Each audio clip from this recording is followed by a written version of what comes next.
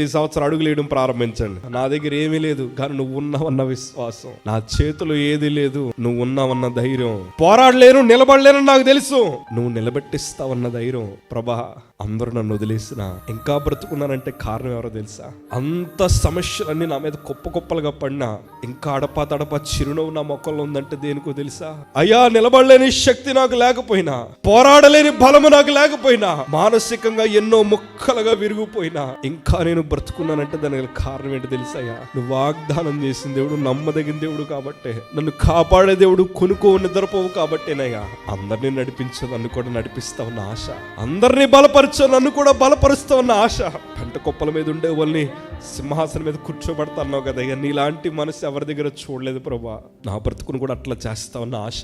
ఇవాళ ఎవరైతే ప్రభు మీద, వారి లేమి స్థితిలో కూడా ప్రభు మీద ఎవరైతే ఆధారపడుతున్నారో, అన్ని మిగిలిపోయిన పరిస్థితులు, ఒంటరిగా మిగిలిపోయిన పరిస్థితులు, ఇప్పటికీ కూడా ఇంకా దేవుని మీద ఆశ కలిగి ఎవరైతే ఎదురు చూస్తున్నారో, ఒక సేవకుడిగా నేను కూడా అదే స్థితిలో ఉన్నాను. ఇవాళ ధైర్యంగా నేను చెప్పగలనయ్యా, ఆ విడివబడిన వారి విశ్వాసాన్ని చూచి ఎప్పుడు అందలేనంత ఉన్నతమైన స్థితిలో పక్షిరాజు వలె ప్రభు మనల్ని పెట్టగలిగిన దేవుడు.